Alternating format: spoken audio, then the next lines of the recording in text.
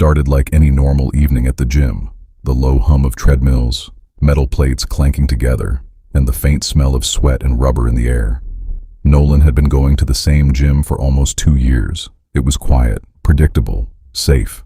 At least, it used to be.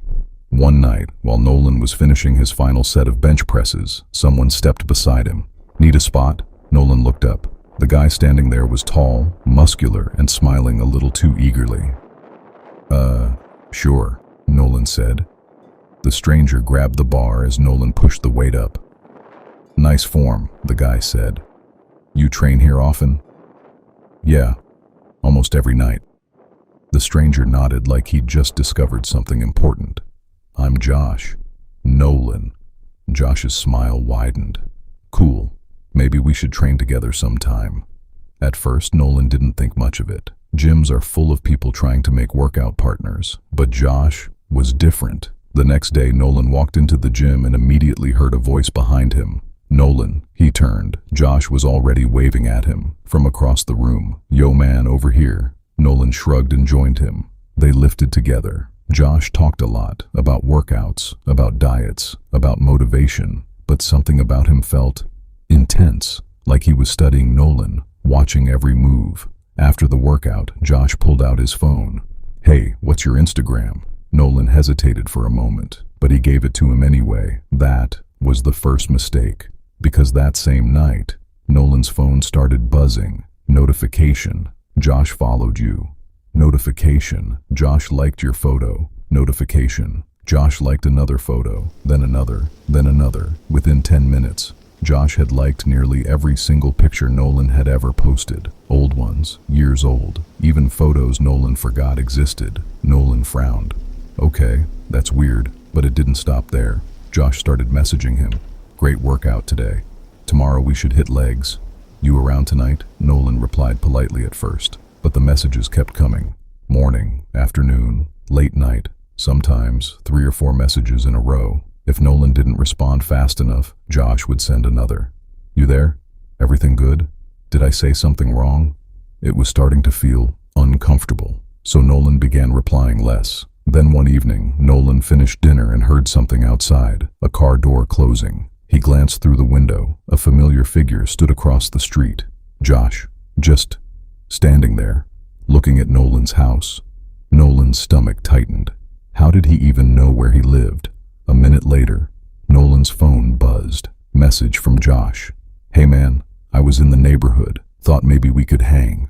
Nolan stared at the screen. He never told Josh his address, not once. He ignored the message. Outside, Josh stood there another minute, then slowly walked back to his car. Nolan locked his door that night, for the first time in years, but things only got worse. Josh started appearing everywhere. At the gym, before Nolan arrived, at the parking lot, waiting. Sometimes even outside nearby stores Nolan visited. Each time, that same wide smile. "Crazy running into you again." But it didn't feel like coincidence anymore. It felt like surveillance. Then one night, Nolan decided not to go to the gym. He needed space. Around 10 p.m., his phone buzzed again. "Josh, hey man, you skipped the gym tonight." Nolan's heart skipped. How did he know that? He never told Josh he wasn't going. Then another message came. "Everything okay?" Nolan didn't reply. Instead, he turned off his phone. The next morning, Nolan walked outside to go to work. That's when he noticed something strange. His car was leaning slightly to one side. He stepped closer, and his stomach dropped. One of his tires was completely flat. Not just flat, slashed. A long, deep cut ran across the rubber. Clean, deliberate. Nolan slowly looked around the street. His neighborhood was quiet, still, empty. Then his phone buzzed again. "Josh." A new message appeared. "Hey man, looks like you might need a ride to the gym today." Nolan's hands started shaking because at that moment, he realized something terrifying. Josh wasn't just an annoying gym buddy anymore. He was watching, waiting, and getting closer. Every day. You ever get the feeling that someone from your past never really left? Because sometimes they don't move on. They come back. And when they do, they're not the same person anymore. It started like any normal night. The low hum of machines, weights clanking, people minding their own business. Louis had been working out with his friend Colton. Nothing unusual. Until Colton froze, mid-set. His grip loosened. His eyes locked onto something. Behind Louis. "Don't turn around," Colton whispered. But Louis did. And that's when he saw her. Addie, Colton's ex-girlfriend, standing near the mirrors, completely still. Watching, not blinking, not moving. Just staring. At first it didn't seem like a big deal. Exes run into each other all the time, right? But this was different. Her face looked off, like she hadn't slept in days, like something inside her had snapped. Colton tried to ignore her, but every time Louis glanced back, she was closer, a few steps at a time, silent, slow, like a shadow, closing in. Then suddenly, she smiled. Not a normal smile. It stretched too wide, too forced, and that's when she started walking toward them, fast. Colton grabbed his bag. "Let's go, now." No explanation, no hesitation, just fear, real fear. They left the gym quickly, heartbeats rising, trying to laugh it off. "Dude, she's just being weird," Louis said. But Colton didn't respond. He kept checking the mirrors, and then headlights. Behind them, the same car, for 3 turns in a row. "She's following us." The drive home felt longer than ever. Every turn they took, she took too. Every stop, she stopped. Never honking, never passing. Just there, watching, waiting.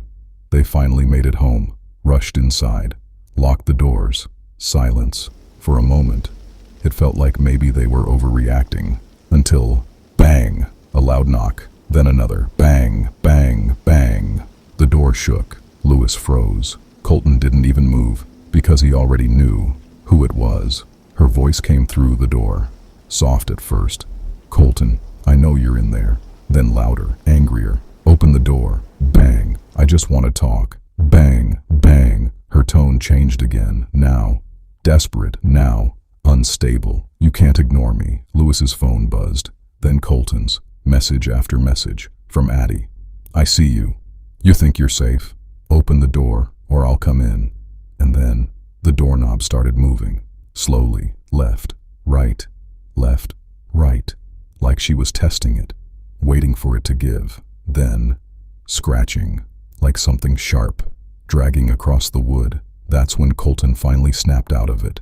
He called the police, whispering, barely breathing. Outside, the banging didn't stop. If anything, it got worse, more violent, more desperate. And then suddenly, it stopped. Completely.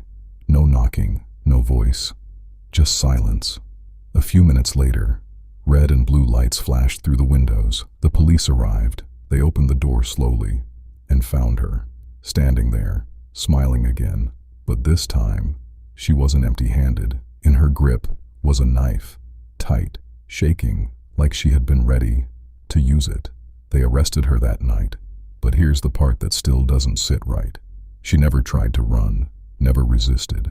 She just kept smiling, looking at Colton, like this wasn't over, like this was only the beginning. Because sometimes the people you leave behind don't let you go.